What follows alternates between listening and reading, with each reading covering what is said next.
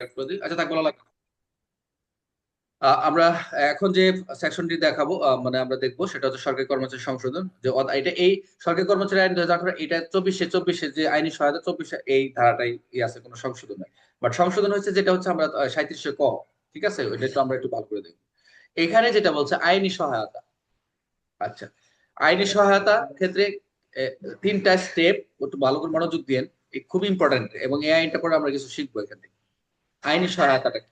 মানে কার কাছ থেকে পাবো? সরকারের কাছ থেকে পাবো। কিরকম পাবো? আমরা যখন মনোযোগ দেন সবাই, তিনটা স্টেপে প্রথম যেটা বলছে, যে এখানে আপনারা দেখতে পাবেন 24-1, যে কোনো কর্মচারীর বিরুদ্ধে, কোনো কর্মচারীর বিরুদ্ধে আমরা যারা আছি, কর্মচারীর বিরুদ্ধে, শুধু আমরা কেন, কর্মচারী বলছে, কর্মচারীর বিরুদ্ধে সরকারি দায়িত্ব পালনের সময়, আমরা যখন সরকারি দায়িত্ব পালন, এখন ধরে নিলাম আমরা আমরা আমাদের দায়িত্ব পালনের সময়, আমাদের যে দায়িত্ব পালনটা হবে এর সময় যদি কোনো বিষয়ে আমাদের ব্যক্তিগতভাবে দায়ী করে, আমরা দায়িত্ব পালনে আমার মারামারি হয়েছে, আমরা এই যে গুলি ফোটাইছি, বেআইনি সমর হয়েছে, আমরা আত্মরক্ষার ক্ষেত্রে আমরা অনেক কিছু করছি, এই ক্ষেত্রে যদি আমি ক্ষতিপূরণ, কোনো অবমাননা, কোনো মানহানি, তিনটা বিষয়।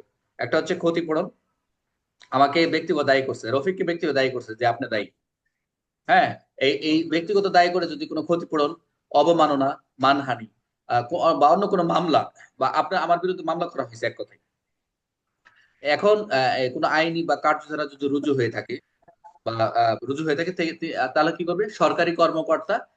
কি করবে? এই আইনে যেটা বলা রয়েছে, সরকারি আইনে ওই কর্মকর্তা বা আমি বা আপনি এই নিজ দায়িত্বে পরিচালনা করতে পারবে, অর্থাৎ সরকারি সহায়তায় আমরা এই মামলাটা চালাতে পারবো। অর্থাৎ এখানে উক্ত মামলা যে পরিচালনার ক্ষেত্রে যে ব্যয়িত অর্থটা হবে, নির্ধারিত পদ্ধতি শর্তে সরকার দাঁড়িয়ে দিবে এক কথায়।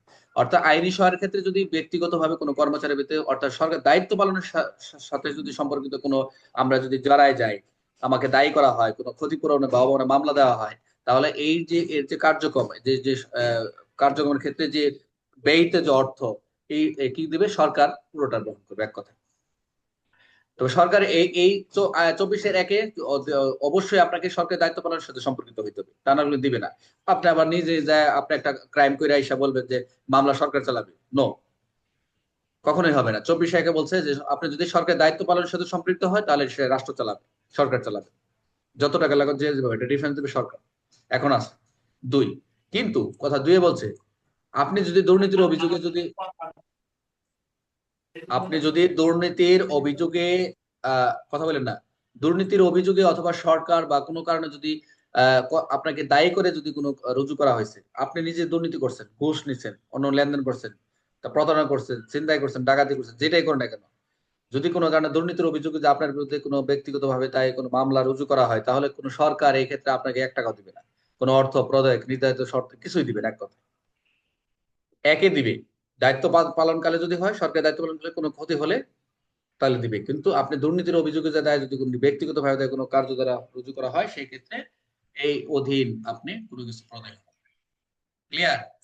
3 নাম্বার, ভেরি ইম্পর্টেন্ট, যে আমরা যেটা করি, আমরা অন্য আইনে যেটা করছি, মিথ্যা মামলা।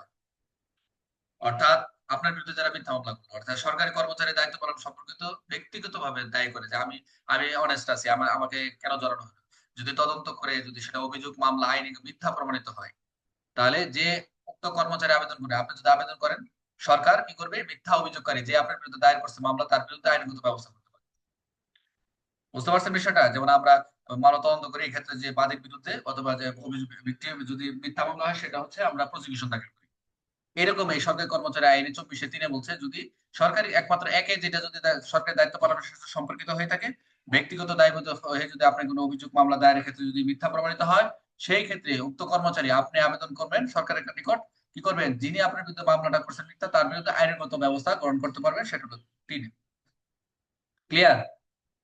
আমরা তিনটা এখানে শিখলাম। একটা হচ্ছে সরকারের দায়িত্ব পালন সম্পর্কিত আইনের সহায়তা পাবেন, কিন্তু দুর্নীতির অভিযোগে যদি হয়ে থাকে, তাই হয়ে থাকে, সেটা পাবেন না। আর যদি মামলাটা যদি মিথ্যা হয়, সরকারের দায়িত্ব পালন সম্পর্কিত যদি মিথ্যা হয়, সেটা সরকারের কাছে আপনি আবেদন করে যে আপনার বিরুদ্ধে অভিযোগ করেছেন, সেটা কি হবে, তার বিরুদ্ধেও এই আইনানুগ ব্যবস্থা গ্রহণ করতে পারবেন। এই ছিল মোটামুটি 24-1, 2, 3। কে বুঝেন নাই বলেন?